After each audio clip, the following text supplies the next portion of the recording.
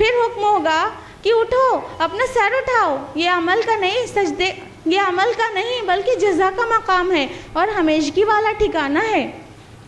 پھر تیسرا پردہ اٹھایا جائے گا یہاں تک کہ سب جنتی اللہ تعالیٰ کا دیدار کریں گے اپنی آنکھوں سے، اور پھر کہہ اٹھیں گے سبحان اللہ، اللہ تیری ذات پاک ہے، ہم تیری عبادت کا حق ادا نہیں کر سکتے۔ پھر اللہ تعالیٰ فرمائے گا یہ میں نے تمہیں سب سے بڑا انعام دیا، یہ تمہارے لیے اعزاز ہے کہ میں نے اپنا دیدار تمہیں کرا دیا۔ پھر جنت کو حکم ہوگا، وہ بولے گی کہ مبارک ہو، خوشخبری ہو ہر اس شخص کو جو اس میں ڈالا گیا، اور خوشخبری ہو ہر اس شخص کو جس کے لیے میں بنائی گئی۔ اور یہی مطلب ہے سورہ رعد سورہ نمبر 13 آیت نمبر 29 کا طوبی لہم وحسن مآب، کہ ان کے لیے خوشخبری اور عمدہ ٹھکانہ ہے۔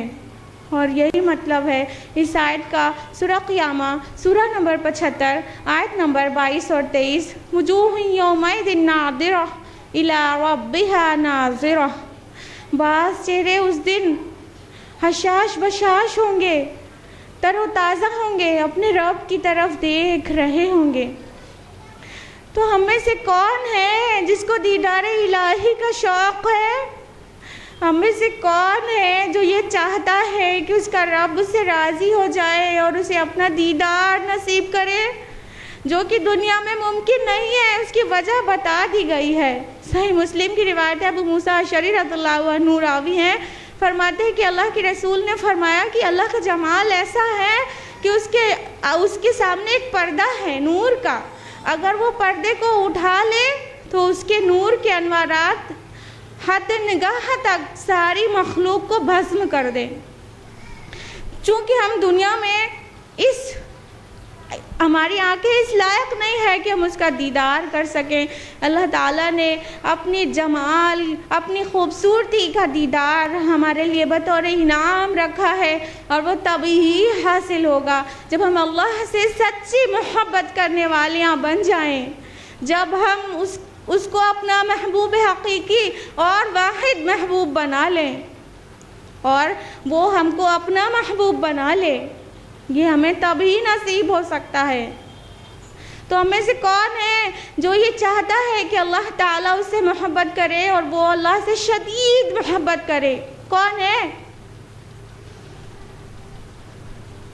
ماشاءاللہ سب چاہتے ہیں اللہ تعالیٰ انہیں اپنا محبوب بنا لے۔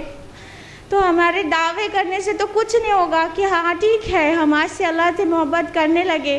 کچھ کرائٹیریا ہے جو بریف میں آپ کو بیان کریں گے، اور وہ یہ کہ اللہ سے محبت کرنے کا لازمی تقاضا ہے کہ اس کے کلام سے محبت کی جائے۔ اگر ہمیں ذات باری تعالیٰ سے محبت ہے تو کلام باری تعالیٰ سے بھی اتنی ہی محبت ہوگی۔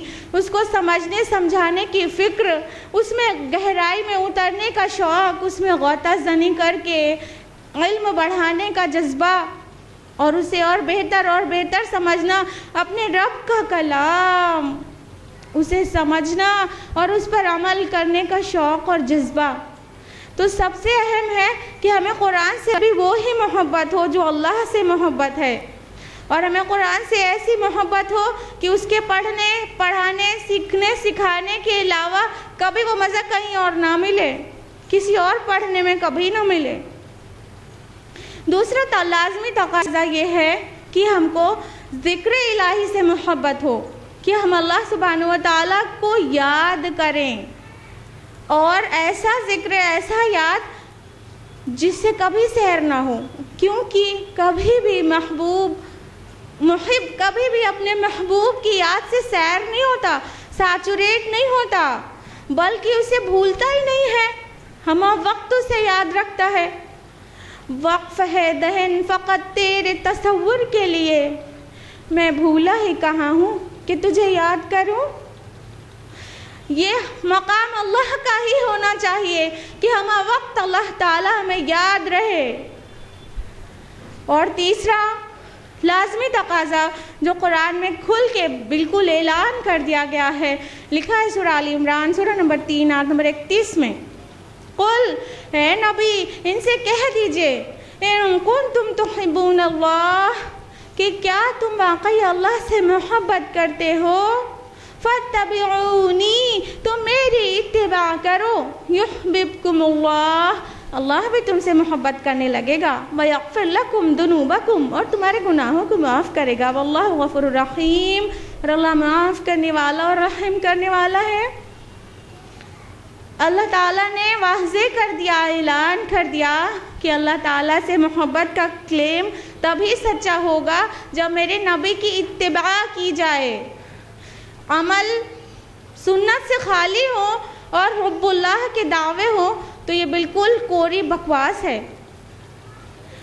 سارا عمل سنت کے مطابق ہو، یہ اس بات کی دلیل ہے کہ انسان کو اللہ سے محبت ہے۔ اب سوال یہ ہے کہ یہ موضوع کیوں لیا گیا؟ اگر آپ غور کریں تو اللہ کی محبت تمام اعمال صالحہ کی بنیاد ہے۔ ہر انسان جو بھی عمل کرتا ہے اگر اسے اللہ کی محبت ہو تو نیک عمل ہی کرے گا۔ اللہ کی محبت، اس کی خشیت، اس کا خوف دل میں ہونے سے اعمال ہمارے بہت زبردست کنٹرول میں آ جائیں گے، کیونکہ ہم ہر وقت اللہ کو یاد بھی رکھیں گے۔ اللہ کو یاد رکھیں گے تو ہمیں پتہ ہوگا اللہ تعالیٰ ہمیں دیکھ رہا ہے اور ہم سے برے عمل نہیں ہوا کریں گے۔ تو انسان کی انسانیت کی معراج تو یہی ہے کہ وہ عمل کرے تو حب اللہ میں کرے، اللہ کی محبت میں کرے، اس کی قرب اور قرب حاصل کرنے کی شوق میں کرے، اس کی رضا کے پانے کی خواہش میں کرے۔ وقت بہت زیادہ ہو گیا ہے، ہم کو اپنے پروگرام کا اختتام کرنا بہت زیادہ ضروری ہے وعدے کے مطابق، اس لیے ہم اپنی گفتگو کو یہیں پر ختم کرنا چاہیں گے۔ حضرت داؤد علیہ السلام کی دعا کے ساتھ اللہ کے رسول نے فرمایا ہے، ترمذی کی روایت ہے کہ حضرت داؤد علیہ السلام اس طرح سے دعا کرتے تھے کہ اللہم انی اسألک حبک، اللہ میں تجھ سے سوال کرتا ہوں تیری محبت کا، وحب من یحبک اور اس کی محبت کا جو تجھ سے محبت کرے، والعمل الذی یبلغنی حبک اور ایسے عمل کا جو مجھے تیرے نزدیک کر دے، ایسے عمل کا جو تیری محبت کے نزدیک کر دے، وَاجْعَلْ لِي مُحِبَّكَ أَحَبَّ إِلَيَّ مِن نَفْسِي وَأَهْلِي وَمَالِي وَمِنَ الْمَاءِ الْبَارِدِ۔ اللہ تعالیٰ کے رسول نے فرمایا کہ حضرت داؤد علیہ السلام نے اس طرح دعا کی کہ اللہ مجھے اپنی محبت کو محبوب کر دے، میری جان سے زیادہ، میرے مال سے زیادہ، میرے گھر والوں سے زیادہ اور ٹھنڈے پانی سے زیادہ میرا محبوب کر دے۔ آمین وآخر دعوانا الحمدللہ رب العالمین۔ بس جزاک اللہ خیرہ مس شمس، الحمدللہ ہم سب نے سنا اور جانا اللہ سے محبت کے فائدے، کہ وہ کیا فائدے ہیں جو اللہ کی محبت سے بندے کو حاصل ہوتے ہیں۔ اللہ سبحانہ وتعالیٰ ہم سب کو اس کی محبت میں شدید کرے اور صحابہ کرام کی طرح اللہ سے محبت کا جذبہ دے، آمین۔ ویسے کسی کے ساتھ ہی ہمارے آج کے پروگرام کا اختتام ہوتا ہے۔ اللہ سبحانہ تعالیٰ ہم سب کا سننا اور سنانا سب کو قبول کرے، آمین۔ سبحانک اللہم و بحمدک اشہد ان لا الہ الا انت استغفرک و اتوب الیک۔ والسلام علیکم ورحمۃ اللہ وبرکاتہ۔